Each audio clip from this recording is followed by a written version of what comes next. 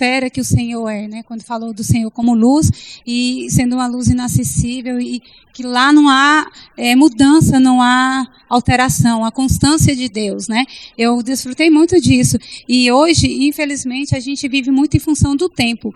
E a nossa deixa sempre não tenho tempo, não faço isso porque eu não tenho tempo, né? E só que o Senhor nos deu um portal. E aí hoje o irmão falando ficou mais claro para mim que depende de mim se transportar, né? Por um lado, o acesso a Deus está constantemente aberto. E eu posso estar o tempo todo nessa esfera onde o tempo não me limita também no meu desfrute, na minha experiência com Deus.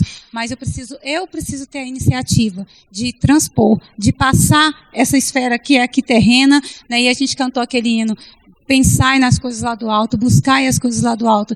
Então é uma luta para nós hoje vencer essa barreira do tempo, que nos aprisiona, que nos limita, né? Mas quando a gente vê que o Senhor, Ele é essa luz, Ele está nos esperando do outro lado, num espaço que não tem onde a gente sofrer mudança, alteração do que Ele planejou, do que Ele programou para nós, e que Ele vai nos dar o poder de executar todas as coisas, aí a gente tem que fazer esse esforço de ir, né? Então, assim, eu desfrutei muito disso, que o Senhor, Ele está disponível como essa luz, com essa esfera, onde tudo é possível. Por quê? Porque Ele está lá.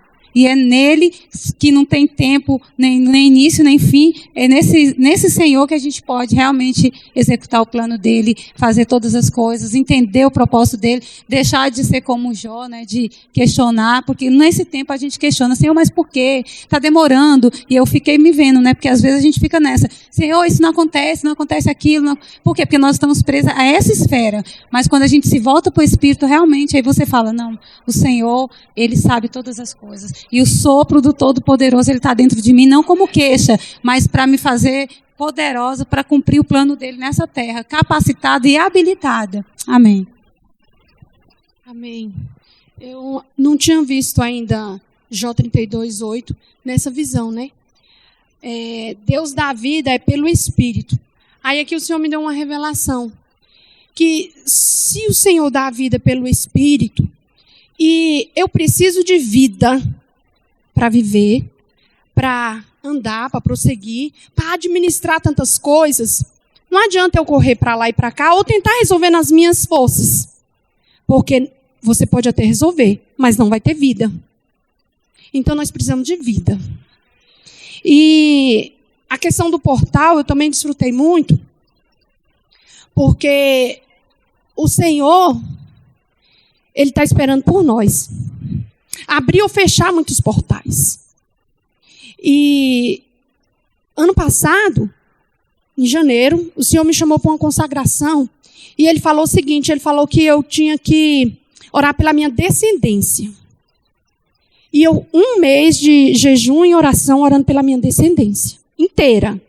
Onde tinha uma família Santana, eu apresentava diante do Senhor. Um a um. Bahia, Goiânia, Rio Verde, Paracatu não, Santa Helena, Paraúna, onde tinha uma família minha, aqui, né, no DF, onde tinha, eu orava, pessoa por pessoa. E aí, o Senhor tinha uma situação muito, muito difícil, que eu nem sabia, na Bahia, com um sobrinho meu. Ele mexia com droga e bebida e vendeu umas cabeças de gado do meu tio. Isso levantou uma contenda muito grande na família, de até morte. E aí, o meu tio saiu, deu parte, saiu atrás dele, para ver se conseguia ainda as cabeças de gado dele, não sei quantas. E aí conseguiu. Só que o irmão dele, mais velho, queria matá-lo. Só que eu não sabia nada disso. Né? Eu não tenho contato com esses meus sobrinhos, primos e tios. E aí o Senhor foi e me fez orar, e eu estava orando. E aleluia. Eu quero dizer que esse meu sobrinho se converteu. O meu primo, né, reconciliou na questão da matança, né, de não querer mais perseguir o meu sobrinho para matar. O meu tio, que também estava com desavença com meu sobrinho, também reconciliou. E eles estão em paz. E hoje os meus tios cuidam diretamente do meu sobrinho que estava abandonado. Primo. Então, irmãos, foi aberto um portal. Que eu nem sabia. Mas quando o Senhor nos usa para abrir tais portais, algo acontece. E eu lembro que um livro do Atmani falou o seguinte, que tem coisas, orações, que nós conseguimos receber resultados por si só. Mas tem orações que nós recebemos só com a igreja. Então, o que você sabe? Que é com você só ou que é com a igreja? Ninguém sabe. Então, é melhor orar os dois. Né? E a outra experiência que eu tive agora foi com a Alvina, da internação dela. Primeiro, fui na segunda-feira, falei para a doutora que era para internar ela. E a doutora, ficou tão assim, né? Agitadinha. Ela não vai morrer, não. Aí eu falei, não, então tá bom, doutor, então tá bom. Quando foi na quinta-feira, a Alvina quase morreu. E aí nós chegamos no hospital. Tinha outras pessoas bastante graves. Né? Uma vomitando sangue, já um senhor de idade. Outra já internada lá onde faz a químio. E eu falei, Senhor Jesus. Corri, mandei mensagem para as irmãs da intercessão, mandei mensagem para o irmão Cristiano e a Ruth, e eu falei, irmãos, pelo amor de Deus, me socorre. A Alvina precisa ser internada, urgente. E eu preciso de oração, porque tem gente aqui passando mal, e pelo jeito aqui ela não vai ser internada, mas ela não pode voltar para casa do jeito que está. E aí as irmãs começaram a orar, o irmão Cristiano e a Ruth começaram a orar, e eu lá também orando. E, irmãos, eu nem pedi a internação. Ele falou assim, não, sinto muito, mas a Alvina vai ter que ser internada. Eu falei, louvado seja o Senhor. Com 3 dias da Alvina internada, ainda não estava bem, eles falaram, vou mandar ela para casa. E invoquei de novo, orei de novo, clamei de novo à igreja, e a igreja orou, e a Alvina ficou 15 dias. Anteontem, a Alvina chegou em casa 2 horas da tarde, mas com a estrutura que a gente possa cuidar dela. Então, nós não sabemos, irmãos, o que é ou o que não é coletivo ou pessoal. Então, nós temos que andar pelos dois, né? Esse dos meus familiares foi só, mas o da Alvina foi coletivo, né? Então, o desespero no seu coração vai te dizer se é coletivo ou se é pessoal. Jesus é o Senhor, desculpa a demora. Amém, irmãos. Eu ganhei muito a linha do Espírito, né? É como a linha do ministério, é única. Ganhei muito. E que o Senhor, ele tem uma sequência, né? Hoje a mensagem foi uma sequência da mensagem de ontem, né? Quando ontem o Senhor falou que não depende de quem quer nem quem corre, mas de usar Deus a sua misericórdia, entendeu? Quando o Senhor nos mostrou aquele versículo, né? Dizendo que os gêmeos ainda nem haviam nascido, o Senhor já havia escolhido, né? O Senhor escolheu Jacó e se aborreceu de Esaú. Então, mostrando para nós que não depende da minha disposição, não depende se eu sou boazinha, se eu quero, se eu busco, mas de usar Deus a sua misericórdia. Do mesmo jeito que ontem o Senhor nos mostrou que é Ele que nos escolhe, hoje o Senhor vem nos mostrar que é a linha do Espírito que capacita. O meu serviço a Deus não depende de mim, né? Na minha disposição, mas é o Espírito que foi derramado, né? Ganhei muito isso, porque antes eles se preocupavam ainda com eles, né? Com o espírito econômico, eles, como Pedro falou, vou pescar, e os outros iam com ele. Mas quando foi derramado o Espírito essencial, o Espírito de poder foi derramado, ele não mais podia ficar só pescando, né? Preocupado com a sua vida. Então, o quê? Quando o nosso Espírito está cheio, né? O Espírito do Senhor é derramado sobre nós, nós não nos conformamos mais em ficar em nós mesmos, né? Nós somos impulsionados, somos levados a cuidar de pessoas, a orar, né? E quando a gente vai, né, você pensa assim, mas o que falar? O que fazer? Aí o versículo fala, o sopro do Todo-Poderoso faz entendido.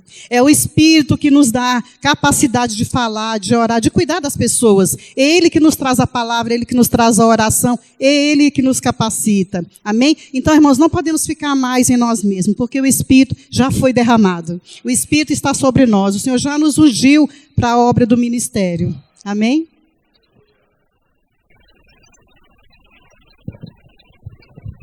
Amém. Jesus é o Senhor.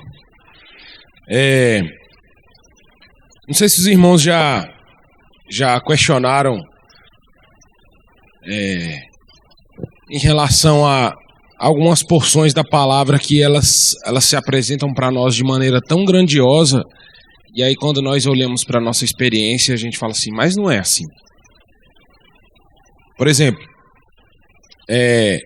do seu interior fluirão rios de águas vivas. Aí você pensa assim, não está fluindo essas coisas todas não. Tem um pingo d'água aqui, pingando. Então, qual é o problema? Será que o problema está na palavra? Na promessa que Deus fez? O problema é porque nós não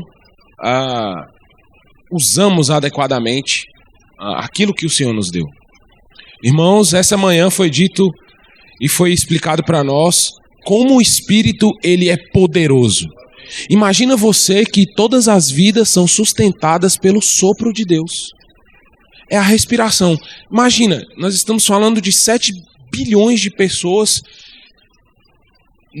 criaturas que Deus respirou e tudo se sustenta simplesmente porque Deus respirou. Tamanho é o poder do nosso Deus.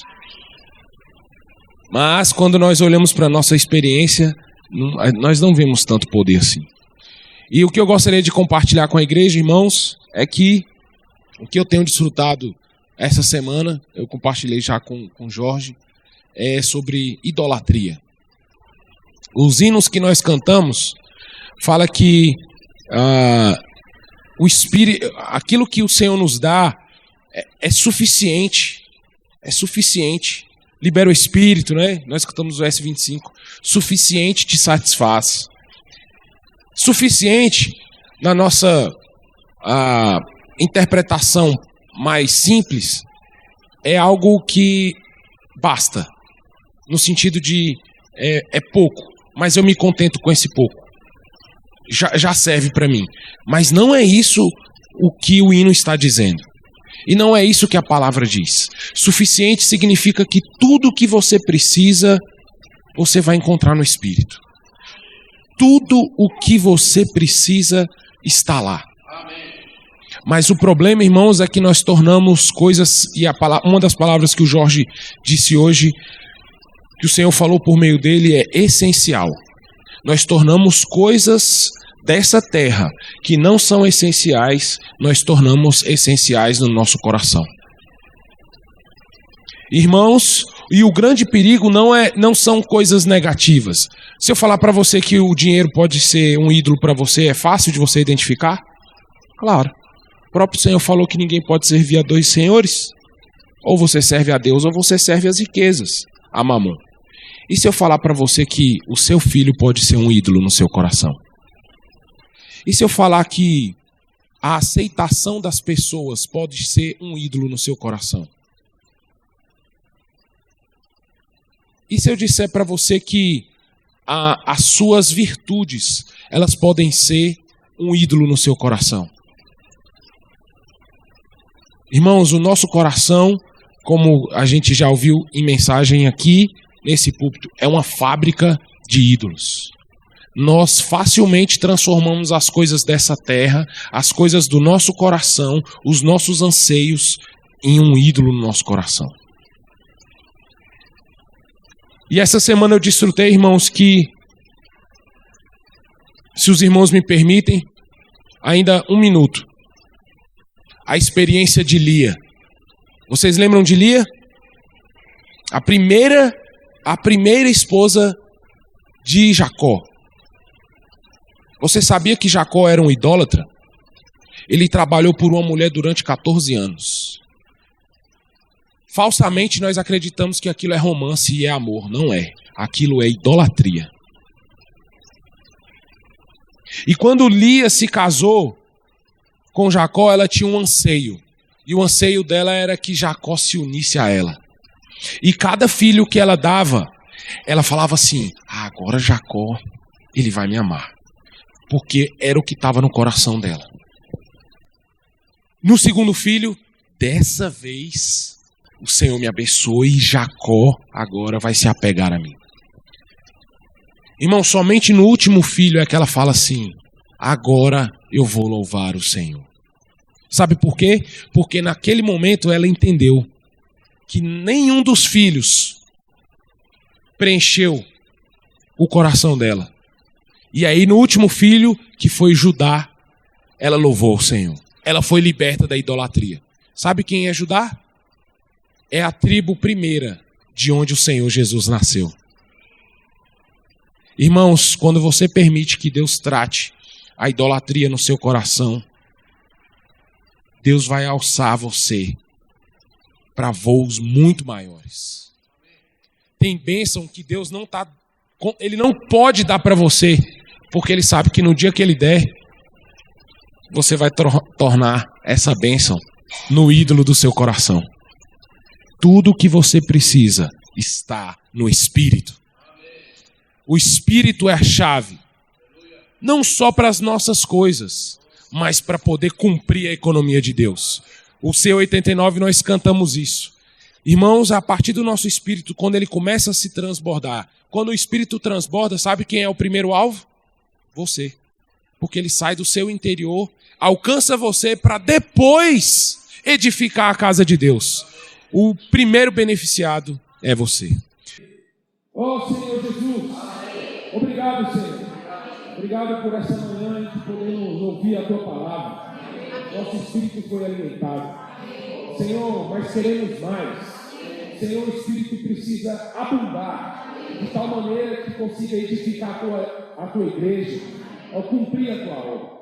E nós cremos que nós mesmos somos os primeiros beneficiados, com o exercício do Espírito, com a vida que dela provém, com a alegria, com o encorajamento. Senhor Jesus, abençoa a igreja do Gama, abençoa a nossa semana. Senhor, queremos buscar a Ti por meio da palavra, por meio da oração. Abençoa cada uma das famílias, cada jovem, cada adolescente, criança, também os nossos idosos, também aqueles que estão enfermos. Nós oramos como igreja. Cuida da Tua igreja. Senhor Jesus. Amém. Jesus é o Senhor.